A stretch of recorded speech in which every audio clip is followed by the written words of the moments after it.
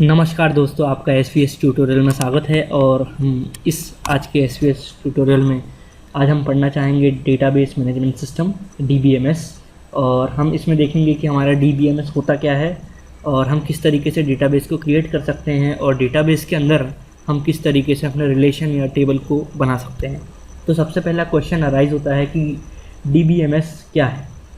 दोस्तों, DBMS database management system का एक एब्रीवेटेड फॉर्म है, शॉर्ट फॉर्म। और मैं डेटाबेस को डिफाइन करना चाहूँगा। Database is a collection of inter related data and collection of programs to access that data. तो डेटाबेस एक कलेक्शन है इंटर रिलेटेड डेटा का, और जिन प्रोग्राम्स को हम यूज़ करते हैं इस डेटा को एक्सेस करने के लिए, इसे हम कहते हैं डेटाबेस मैनेजमेंट सिस्टम। तो ये थी डीबीएमएस की डेफिनेशन। और अब हम चाहेंगे कि हम डेटाबेस क्रिएट करें। इसके लिए सबसे पहले मैं अपना SQL कमांड लाइन खोलूँगा। ये देख सकते हैं दोस्तों, MySQL 5.5 कमांड लाइन क्लाइंट। तो दोस्तों, मैं कमांड प्रॉम्प्ट पे अपनी क्यूरीज़ को चलाऊँगा। आप ये चाहे तो इंटरनेट से डाउनलोड कर सकते हैं। मैंने ये ओपन किया, इसका पासवर्ड दिया और ये मेरा कमांड लाइन तैयार है चलने के लिए। तो सबसे पहले बात आती है कि मुझे क्रिएट करना पड़ेगा डेटाबेस, खुद का डेटाबेस बनाना पड़ेगा, जिसके लिए मुझे क्वेरीज यूज़ करनी पड़ेगी। और इसके लिए मैं क्वेरीज लिखने जा रहा हूँ, क्रिएट डेटाबेस, और इसके आगे मेरा डेटाबेस का नाम आएगा। तो मान लीजिए हम अपने डेटाबेस का नाम रख देते हैं डेटा।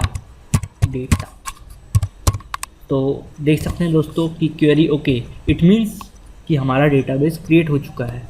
अगर आप चाहते हैं कि आपका डेटाबेस आपको दिखे, आपको कैसे पता चलेगा कि मेरा डेटाबेस क्रिएट हो चुका है? आप चाहते हैं कि आपका कहाँ डेटाबेस बना है और कितने यहाँ पे इसके पहले भी और डेटाबेस बनाए गए हैं, ये देखना चाहेंगे आप। तो इसके लिए आपको इस क्वेरी का यूज़ करना पड़ेगा, शो डेटा बेसिस।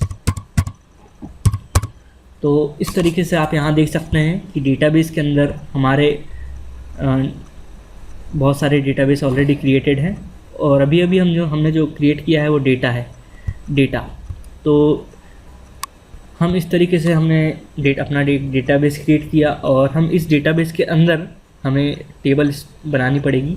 तो सबसे पहले हमें डेटाबेस का यूज़ करना पड़ेगा। तो उसके लिए हमें यूज़ कमांड लिखनी पड़ेगी, यूज़ और डेटाबेस का नेम।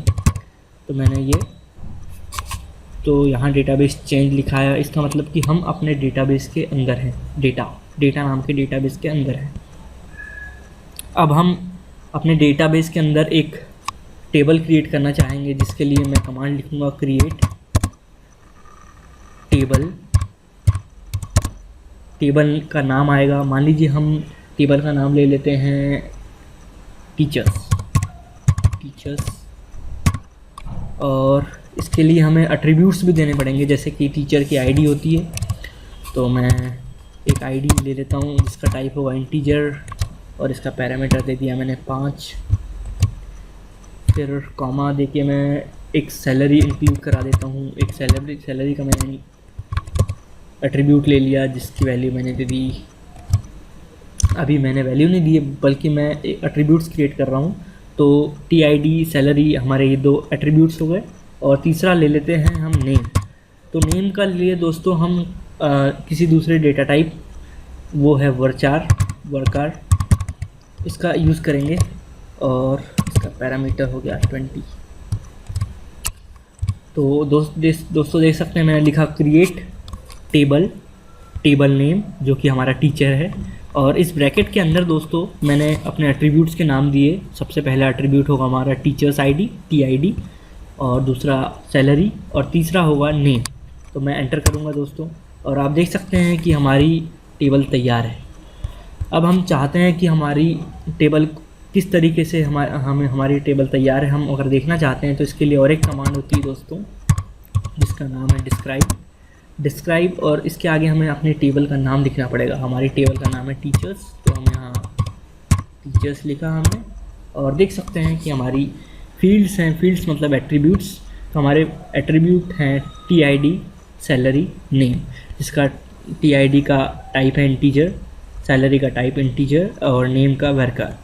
अभी तक हमने दोस्तों इस टेबल में कोई वैल्यू इनपुट नहीं की है, हमने कोई एट्रीब्यूट की वैल्यू नहीं ली है, इसलिए इसकी वैल्यूज़ नल है और बाय डिफ़ॉल्ट नल है। तो इस तरीके से दोस्तों हमने आज सीखा कि किस तरीके से हम अपने डेटाबेस को क्रिएट कर सकते हैं और डेटाबेस के अंदर हमारी खुद की टेबल बना सकते हैं। दोस्तों अगर आपको हमारा वीडियो पसंद आया तो प्लीज़ इसे लाइक और शेयर कीजिएगा। धन्यवाद।